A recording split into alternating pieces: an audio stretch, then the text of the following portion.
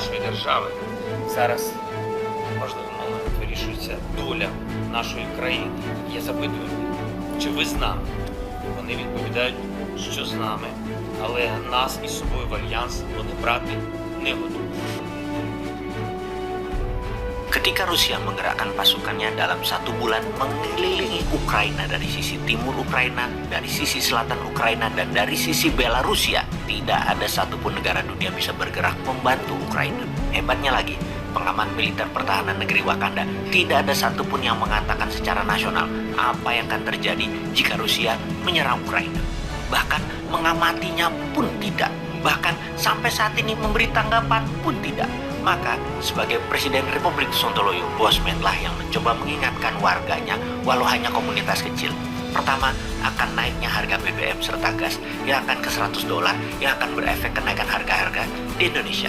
Kemudian Bosman mengatakan Rusia bukan drill atau latihan, pasti masuk ambil Ukraina dengan pertama mendorong gerakan insurgensi di Donbas untuk mengecek respon Kiev yang ternyata diam saja itu adalah merupakan kode keras untuk Rusia masuk. Alasan mengatakan Rusia masuk ke Ukraina bukan karena pengepungan pasukan darat di 3/4 wilayah Ukraina dari Crimea, dari sisi timur hingga sisi utara Belarusia, yaitu dipastikan ketika pesawat tempur sudah mulai diletakkan di semua perbatasan, maka serangan pasti lewat udara terlebih dahulu, baru lewat darat, baik melalui parasut udara maupun tank dari darat. Begitu jet tempur Sukhoi dan alat transport Antonov masuk di hari-hari akhir kemarin, confirm pasti Rusia serbu Ukraina. Inilah yang disayangkan dalam pemerintahan sekarang yang sama sekali tidak mendidik rakyatnya akan apa yang akan terjadi di dunia sana. Baik pernyataan intelijen, apa kemungkinan terjadi, dan tindakan antisipatif buat bangsa dan negara. Kemudian pernyataan politik seperti mendukung Rusia kah, anti Rusia kah, yang akhirnya ya Bosman juga yang mengatakan keberatan dan menentang aksi invasi Rusia ke Ukraina atas nama kehormatan warga sipil, hak asasi manusia, dan kebebasan demokrasi. Kita tunggu presiden yang dipercaya 70% populasi katanya untuk memberikan pernyataan resmi di TV nasional akan keberpihakannya kepada siapa dalam perang Ukraina ini. Masa kalah sama Bosman sih? Walau New Mind menentang, namun kita harus akui apa yang Putin lakukan itu jenius. Eropa Barat flat-footed atau kakinya dibelenggu, tidak bisa bergerak dengan ancaman gas Nord Stream 1 bisa dimatikan oleh Rusia.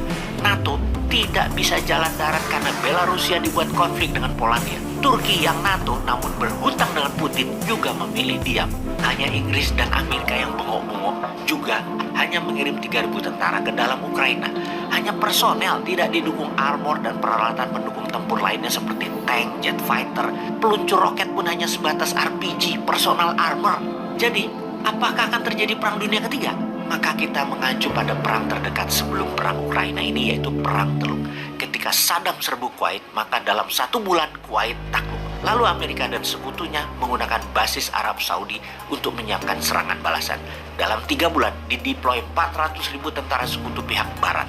Dan di hari H, Jenderal Bintang 5 Norman Schwarzkopf menyerbu dan membebaskan Kuwait melalui serangan udara selama 1 bulan penuh. Baru pasukan darat masuk. Selesai cepat pertempuran tersebut. Ketika saat ini Ukraina diambil Rusia, maka Amerika dan Inggris belum ada tanda-tanda mau mengumpulkan pasukannya di mana.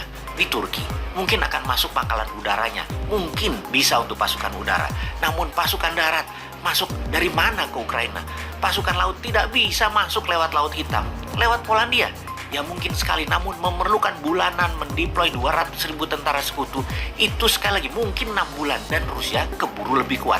Kesimpulan, kalau tidak ada markas untuk tentara sekutu mengumpulkan pasukan darat, maka dapat dipastikan Ukraina tidak bisa tertolong.